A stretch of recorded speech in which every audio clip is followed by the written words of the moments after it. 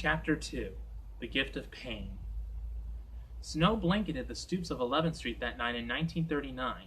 It fell in great dollops, burying the lower part of the weathered picket fence that fronted the Gianfrancesco home. Picking at congealed pasta in her grandmother's spacious wallpapered kitchen, the smell of oregano and garlic hovering in the air like incense, Rita Rizzo was about to birth a part of the persona that would overshadow the rest of her life. Though her tired brown eyes registered no emotion, conflicted feelings of relief and longing welled up within Rita as she considered her mother's absence from the well-worn table. Seated across from her, the bachelor of the Gianfrancesco clan, Uncle Pete, hunched over his plate, mimicking the comedians he heard on the radio. Grandma Gianfrancesco waved a long, thin, upturned hand, which didn't correspond with her plump frame, toward the girl's plate, encouraging her to eat. Rita rearranged the food, but consumed very little. Whether it was the nerve medication or the stress, her stomach felt strange. A dull nausea would settle in sporadically, disrupting some meals. Rita ignored it. The 17-year-old was far too busy to think of herself. To earn money, she divided her free time between giving baton lessons and working at a factory that made liturgical candle holders. Each week, Rita dutifully sent $1 of her income to her mother, who, after a month, still remained in Philadelphia. Rita's uncle could not resist commenting on the arrangement. "When's your mother coming home?" Uncle Pete asked, his mouth half full. Rita shrugged from the other side of the table. "Why doesn't that lazy woman come home?" Pete continued, stabbing the red mass before him, giggling. "Pretty good deal. You work and send her money while she's on vacation in Philly." Rita never looked up from the pasta, but her downturned eyes were now alive with anger, hurt, and an instinctive hatred of injustice. She alone knew what her mother had endured. She had seen May ridiculed for her divorce, watched her iron other people's clothes late into the night, seen the statuesque woman confidently march off to job interviews, only to return home a defeated mess of screeches and tears. What a lazy woman. "That's the life," Uncle Pete continued. Without a word, Rita pinched the sharp point of the bread knife on the table and hurled it at her uncle's head. The knife pierced the wallpaper inches from the stunned target. Pale and shaken, Uncle Pete hardly breathed. Grandma Gianfrancesco gently lowered her fork, as if any sudden movement might provoke more flying silverware. The criticism of her mother quieted. Rita pushed away from the table and fled furiously into the snow. Here was an early glimmer of the indignation that would appear whenever she felt those close to her were under assault. I walked that night, and I realized then that there was something inside of me that was capable of evil. To kill somebody, she later recalled. At that point, I determined that whatever it was, I guess you'd call it anger, I had to control it completely. You can see God's providence, because he let me see what I was capable of, and I knew I had to change, but I didn't know how. Rita's grades reflected her inner turmoil. At the end of junior year, she had missed nearly 2 months of school and had failed 3 subjects. All this was withheld from her mother, whose tears Rita dreaded more than anything else. She clandestinely began summer school, creating fictions just to justify her absence from the house. The summer coursework effectively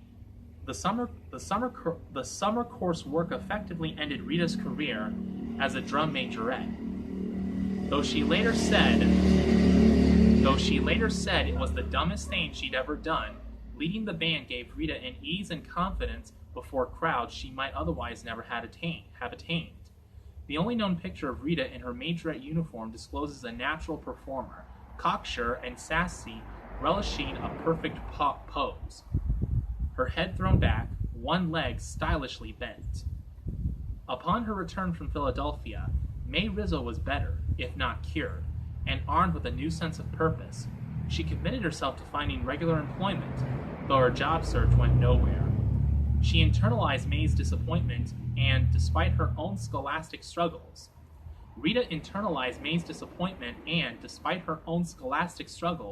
resolved to take action. In an audacious move, Rita marched down to City Hall to see Canton's Republican mayor, James Saccone. Spying an employment angle, the politically savvy Rita, without consulting her mother, submitted May's name for a city job. "My mother has worked in the precincts for the Republican Party all her life," Rita explained to Mayor Secombe. At this point, she can't find a job. I think she deserves something for all her work. I think so too, the mayor said, impressed by the girl's tenacity. She'll have to pass a civil service exam. That's okay. Have your mother write a letter to the executive committee, the mayor instructed. Rita sprinted home to tell her mother the good news. May was euphoric until she heard about the examination. Then panic set in. Beset by her old insecurities, May was ready to give up. I can't pass anything, she said. Try, just try, Rita encouraged. At McKinley High, Rita faced an onerous senior year loaded with extra courses to make up for those she had flunked the year before. Transcripts show that her coursework included economics, bookkeeping, salesmanship, typewriting, and even blueprint reading. Each class would lend her a crucial skill in later life, but at the time, they were just a disparate collection of courses chosen to secure a diploma. No longer a majorette, Rita retreated into her shell, single-mindedly intent on graduating with everyone else. The gift. Rita was on her way home from school one day in December 1940 when she received what she would later call the greatest gift God ever gave me. Her stomach heaved and quivered as she reached the Gianfrancesco house. Doubling up in the doorway, she felt her knees and elbows go to jelly, and perspiration covered her brow. A few glasses of warm water provided by her grandmother did no good. The spasm continued for a full hour. When it passed, diarrhea plagued Rita for the next 24 hours. Her once full cheeks hung like saddlebags from the sides of her porcelain face. Each time she attempted to eat, it felt as if bits of glass were tearing through her intestine. In the days that followed, food refused to stay down, forcing her to adopt a restricted diet of crackers, tea, and anything soft that her system could tolerate. By early 1941, the spasms were striking the 18-year-old about 3 times a week. Yet even in the midst of this physical strain, Rita remained fixated on her mother's welfare. Weeks after taking the civil service exam, May had heard nothing from the city hall. The suspenseful wait possibly contributed to her second nervous breakdown, and a repeat visit to Philadelphia for 6 weeks. Plunged into a sobering adulthood on the eve of her graduation from McKinley High, Rita was again without her mother. While not resentful of May's absence, Angelica told me it brought her to the realization that no one could be expected to sustain her life. Not her mother, not her father, not even her grandparents. The future would depend entirely on her own resourcefulness. With that understanding, Rita began a solitary job search. Emotionally spent and unemployed, May Rizzo was strapped for cash upon her return to Canton. On May 22, 1941, she petitioned the Stark County Court to collect $2,098.50 in back alimony from her ex-husband. Whether the court awarded her the money is unclear, but on July 1, 1941, having passed the civil service exam, May became a bookkeeper at the Canton Waterworks office. The job brought a sense of security and balance to May's life. In a show of financial abundance, the room she shared with Rita at the Gianfrancesco home was spruced up with satin bedspreads, dust ruffles, window treatments, and lamps she could never have afforded previously. The newfound amenities were little comfort to Rita, whose stomach disorder was getting worse. In late July, Rita's worried grandparents asked her physician, Dr. James J. Pagano, to examine the girl's stomach. Pagano had been making regular house calls to Liberty Street since Anthony Gianfrancesco's stroke. Initially, the doctor thought Rita suffered from ulcers or gallbladder complications. He prescribed suitable medications, but they did nothing to elevate the pain or stop the spasms, a fact that invalidated his diagnosis. By the time Dr. Pagano sent Rita to Mercy Hospital for x-rays in November 1941, she had lost 20 pounds. The test conclusively identified her ailment as totus of the stomach, commonly known as a dropped stomach. The condition pinched the entryway of the organ, causing an obstruction that blocked the passage of food. A custom-designed medical belt to suspend Rita's stomach was the proposed remedy. The belt made Rita's life bearable, even as the world was falling apart. In December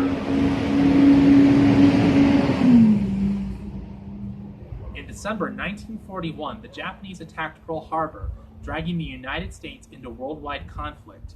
For a steel town like Canton, the war brought jobs. Rita joined the ranks of the more than 15,000 Canton women on wartime payrolls. Her confident attitude and senior year elective courses enabled her to land a post in the advertising department of the Timken Roller Bearing Company in early 1942.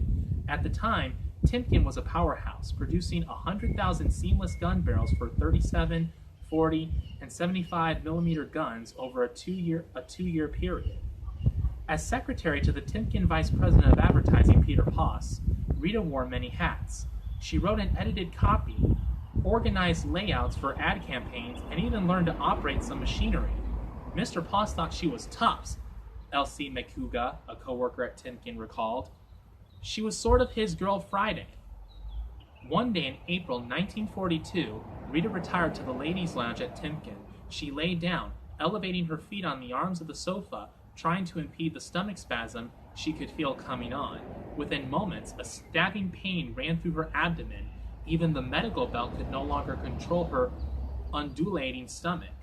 On May 13th, Dr. Wiley Scott examined Rita for the first time. He determined that the medical belt had to be enlarged into a sort of corset, and he suggested that she sleep with her feet elevated 8 inches to maintain the stomach suspension. The corset was not to be removed unless she was in bed with her feet up. She obeyed the doctor's orders, and her stomach pain subsided. Rita returned to work. On July 10, 1942, May Rizzo was changing her father's bed linens when 2 tall men in white entered the room. The men called out to Anthony Gianfrancesco, while May dumbly looked on, clenching a pillow in her teeth. As she struggled to shake the thing into a fresh pillowcase, her father sat up. Anthony focused on the strangers, muttered, yes, and fell back into the arms of death. Whether the men in white were angelic presences remains a mystery, but May was certain she had seen them, and she would relate this story for years to come. If anybody could have used a pair of angels at the time, it was probably Rita. By November, her nerves were worse than ever, and the spasms had returned. I couldn't sleep or eat. My hands would shake and my left arm would get numb, Rita wrote of the illness. Her only relief, the surgical corset, began to cut into her hips, causing blisters, which would later rupture with the continual wearing of the garment. To allow the skin time to heal, she removed the corset and stayed at home in bed. During her confinement, Rita was eager to assess her condition. One day, she elected to get out of bed without the corset to test her recovery. A nauseating pain swiftly rolled through her stomach. When she glanced down, Rita was terrified by what she saw. As if marked by a faded bruise, the skin of her belly held a bluish tint. And more alarming, protruding from the left side of her abdomen was a lump the size of a lemon.